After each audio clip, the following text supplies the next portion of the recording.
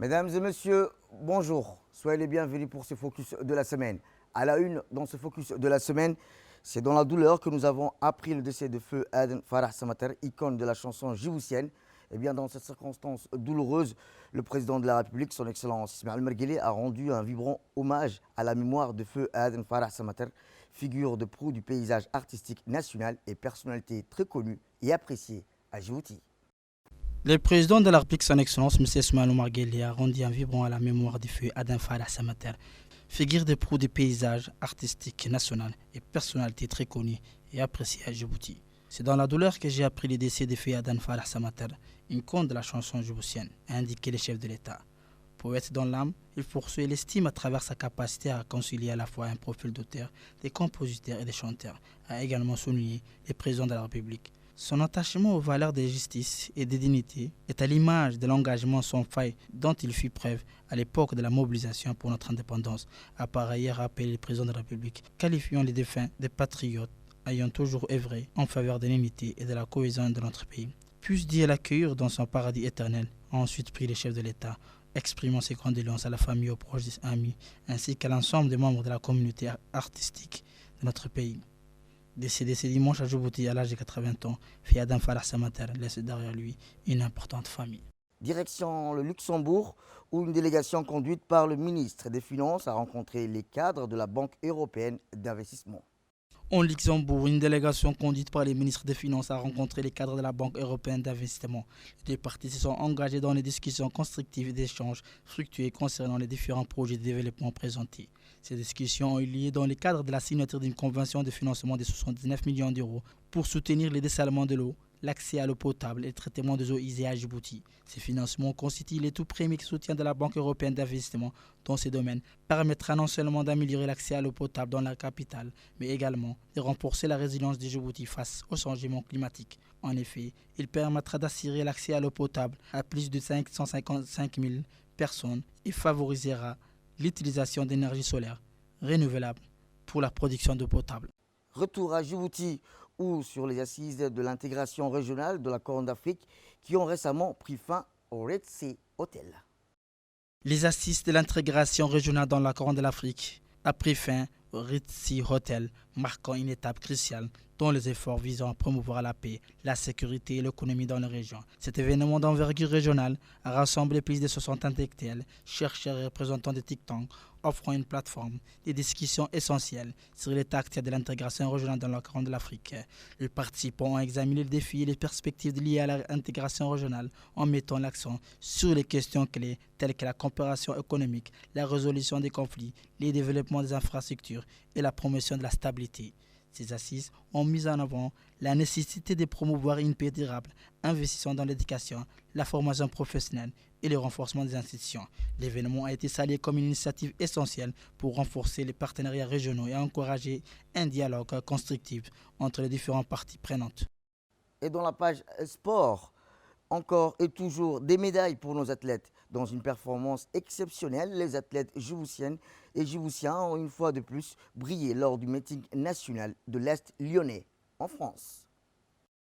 Dans une performance exceptionnelle, les athlètes djiboutiens ont une fois de plus brillé lors du meeting national de l'Est lyonnais.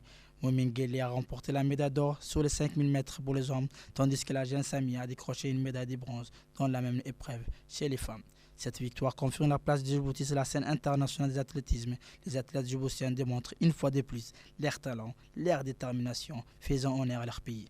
Leur performance exceptionnelle est le fruit d'années d'entraînement intensif et de sacrifices. Le secrétariat d'État chargé des sports, Hassan Mohamed Kamil, a tenu féliciter les athlètes pour leurs exploits. Il a souligné leur engagement et leur travail acharné qui ont permis d'atteindre ces résultats remarquables.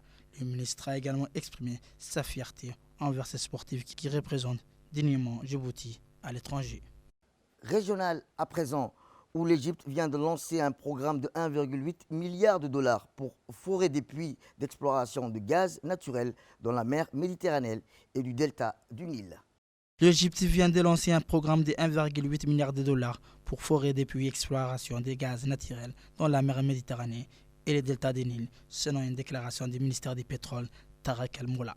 Selon les autorités, ces projets permettra à l'Égypte de gagner en puissance économique et pouvoir davantage développer sa production gazière. Le 5 juillet, les autorités égyptiennes ont lancé un programme de 1,8 milliard de dollars pour forer des puits exploration de gaz naturel dans la mer Méditerranée et le delta du Nil. Selon le ministre du Pétrole, avec ces programmes, l'Égypte prévoit de renforcer sa capacité de production de gaz en développant plusieurs champs d'exploration en mer Méditerranée, dans le delta du Nil et dans les déserts occidentaux.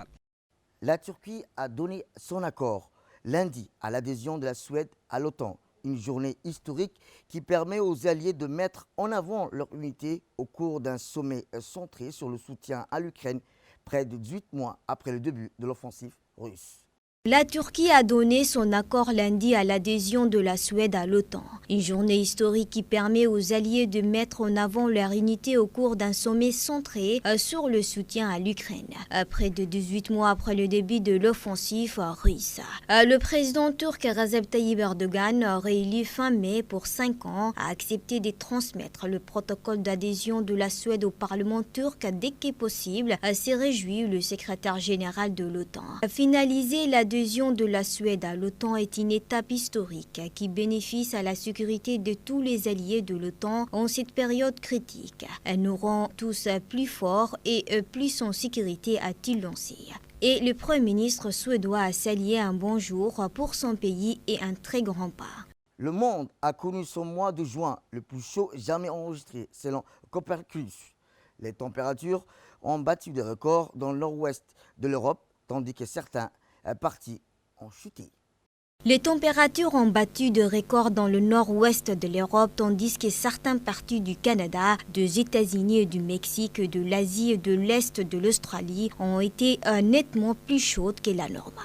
L'été 2023 se dessine progressivement comme hors norme dans les annales humaines, avec la confirmation jeudi par l'Observatoire européen que le fait combiné du changement climatique et le retour de phénomènes pousse les températures sur l'océan et sur Terre à de niveaux jamais vus. Même s'il est incertain de prédire à la suite de l'été, le record des températures s'enchaîne depuis avril sur le globe.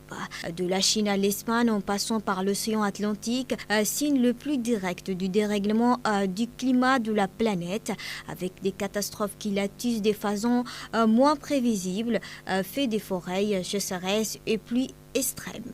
En revanche, il a fait plus frais que la normale dans l'ouest de l'Australie, dans l'ouest des États-Unis et l'ouest de la Russie. C'est la fin de ce focus de la semaine. Merci à vous de nous avoir suivis. Le programme continue sur Télé Djibouti.